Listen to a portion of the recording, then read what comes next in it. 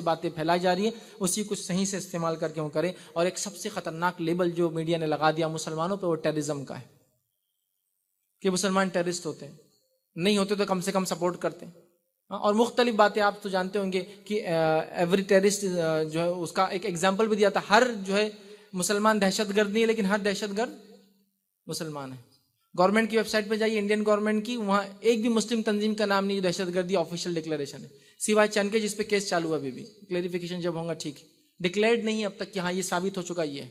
Non Muslim की 10 list मिल जाएंगे आपको अभी, लेकिन कोई उनको टेररिस्ट नहीं बोलता है। तो ये मीडिया ने बताया कि मुसलमान कुछ करे, कहीं भी करे, किसी के लिए भी करे, वो टेररिज्म है। बाकी लोग जो करते हो टेररिज्म तो नहीं करते, at least armed militia, armed militants, है ना, इस तरह के लफ्ज यूज होते हैं। लेकिन यहां डायरेक्ट टेररिस्ट होता है, मतलब टेररिस्ट के ताल्लुक से ज्यादा कि टेररिस्ट एंटी नेशनल होता है, आर्म्ड मिलिशिया एंटी नेशनल नहीं होती है, नेशन से लव करती है लेकिन उन इख्तिलाफ होता है गवर्नमेंट से।